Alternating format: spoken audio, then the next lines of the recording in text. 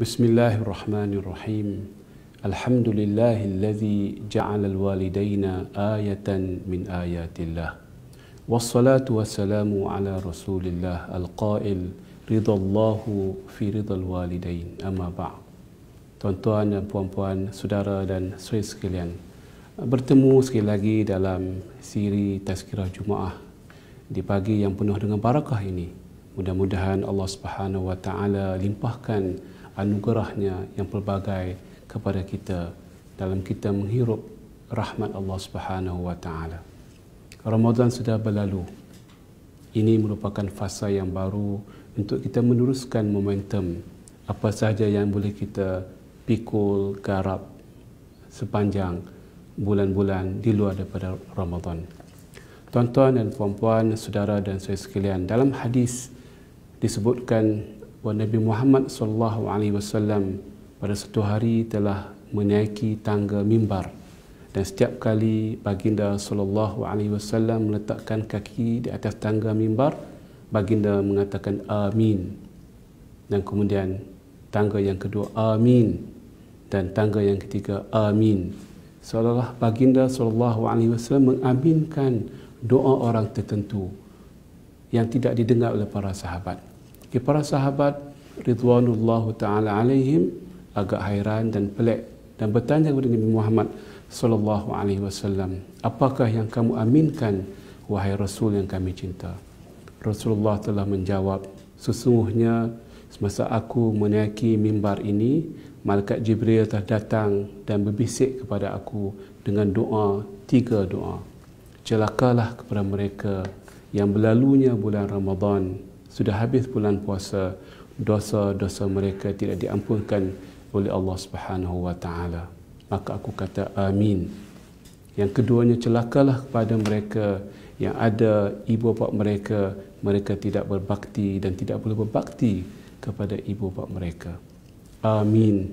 Diaminkan oleh Rasulullah SAW. Yang ketiga adalah apabila nama aku disebut di kalangan kamu tidak mengatakan Allahumma salli ala Sayyidina Muhammad, kamu tidak berselawat mengingati nama aku, itu juga celaka dan aku aminkan.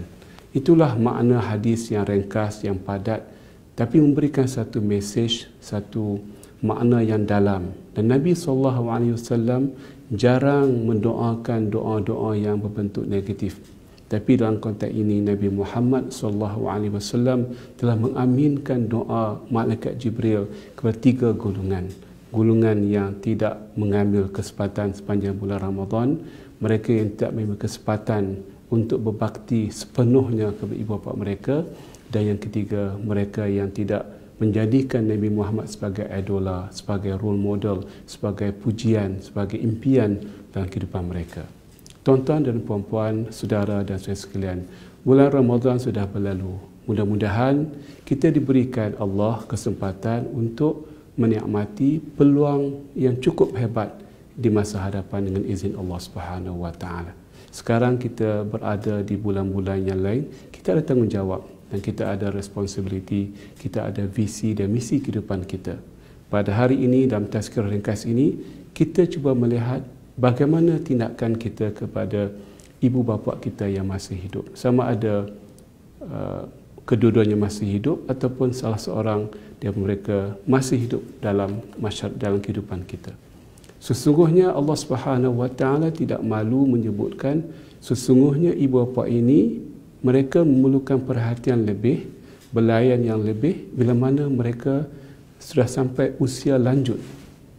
Imma yablughanna 'indakal kibara ahaduhuma aw kilahuma, apabila salah seorang daripada mereka atau kedua-duanya mereka telah sampai umur yang agak lanjut, al-kibar, umur tua, maka berilah perhatian yang lebih sikit kepada mereka.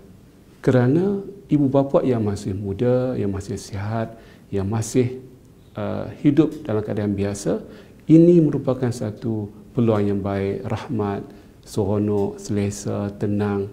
Kita nak ajak makan, kita nak ziarah, kita nak bersuka-suka. Tetapi kalau ibu bapa atau salah seorang daripada mereka sudah tua, dan kebanyakannya bila tua ada penyakit, ada keadaan hormon yang tidak stabil, ada cabaran-cabaran yang lain, mungkin lumpuh, mungkin tidak boleh bergerak dengan pantas, mungkin selera makan sudah berubah, mungkin cara pemikiran sudah berubah, mungkin nyanyuk, mungkin lupa. Itu cabarannya. Itulah masa ujian kita. Bukan di masa ibu bapa kita masih dalam keadaan yang sihat, yang muda, yang boleh bersama dengan aktiviti kita. Itulah cabaran yang sebenar dalam kehidupan. Dan Allah Subhanahu Wa Taala dengan ilmunya, dengan kebijaksanaan menyebutkan, inilah masa ujian kamu. Pada masa itu, janganlah kamu mengatakan kepada mereka perkataan yang macam tengking, perkataan yang dalam bahasa Malaysia pun tidak boleh. Kerana itulah ujian yang sebenar. Itulah ujian sejauh mana kasih sayang kita kepada ibu bapa kita. Itulah ujian yang paling mendesak kerana keadaan fizikal, biologi dan juga emosi dan hormon dan cara fikir dan cara tindakan ibu bapa mereka kita sudah berubah pada masa tersebut. Dan juga jangan kamu tengking mereka, fala tanah ruhma, kita mengatakan kamu ni asyik memilih makan, kami dah masakan macam-macam, kami dah buat yang terbaik, berikan rumah yang baik, berikan kereta yang baik, berikan bilik yang baik, pembantu rumah yang baik. Itu bukan soalnya. Soalnya adalah belayan kasih sayang kita kepada ibu bapa. Dan Allah Subhanahu Wa Taala tidak sebutkan tentang soal kita memberikan hadiah, memberikan sedikit wang. Dan bagi mereka, mereka tidak perlu wang yang banyak. Pada masa tersebut bukan isu wang, isu belayan kasih sayang dan kemesraan yang boleh kita bagikan sebanyak mungkin kepada ibu bapa kita. Dan Allah Subhanahu Wa Taala teruskan ayat tersebut dalam surah Al-Isra, wa qul lahuma qawlan karima, cakaplah dengan perkataan yang paling mulia. Ini juga cubaan. Kita senyum pun tak ikhlas, cakap pun kadang-kadang tidak ikhlas kerana ada tension, ada keadaan yang dengan kerjaya kita, dengan kehidupan kita, gaya hidup dan gaya keluarga kita, sama ada anak-anak, cucu-cucu, masyarakat pekerja, menjadikan ibu bapa satu liability. Jadi Allah sebutkan, cakaplah dengan cakap yang paling baik, yang paling mulia. Tidak cukup tuan-tuan dan puan-puan, wakhfid lahuma janahaz zulli minar rahmah, rendahkan sayap kamu kepada mereka, sayap kerahmatan. Letaklah mereka dalam keadaan kamu menguasai dan juga memberikan rasa rahmat. Ada macam alunan, ada macam wave, ada macam irama kerahmatan yang kamu boleh turunkan kepada mereka. Wakhfiz lahuma janahaz zulli minar rahmah, kerendahan diri, kasih sayang, kerahmatan kepada mereka. Dan paling akhirnya, wa qur rabbirhamhuma kama rabbayani shaghira, berdoalah kepada mereka sentiasa Allah merahmati mereka seperti mana mereka menjaga kita waktu kita kecil. Allah Subhanahu Wa Taala membuat satu comparison, perbandingan mereka usia tua, waktu kita masa muda. Ada kontrasnya. Waktu mereka tua, itulah masa mereka menjadi seorang bayi, seorang kanak-kanak yang perlukan belayan, yang perlukan perhatian, perkataan kita, bahasa badan kita, mata kita, pandangan kita, segala-galanya memberikan kesan kepada hati-hati mereka.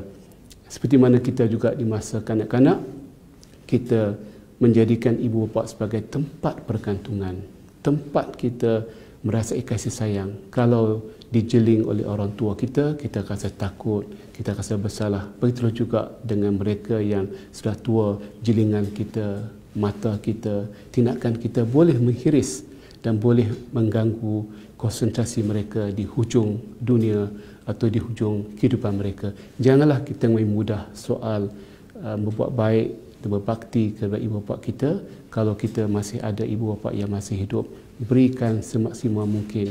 Kalau mereka sudah tiada, carilah ibu bapa orang-orang yang tua yang memerlukan bantuan dan perlindungan. Kita taburkanlah dan baktilah diri kita kepada golongan yang merupakan asal usul kita. Daripada mereka kita datang, dan mereka lah yang meletakkan kita dalam dua tapak tangan mereka, mengharungi setiap malam demam dan sakit kita. Semoga kita menjaga mereka di waktu mereka sudah tua walaupun dalam keadaan pelbagai ujian. Moga-moga Allah Subhanahu Wa Taala menjadikan kita anak-anak yang paling baik kepada ibu bapa yang paling hebat di atas muka bumi ini. Aqulu qawli hadza wa astaghfirullah li wa lakum wa tubu ila Allahi fataibu minaz zambi kama la zambalah.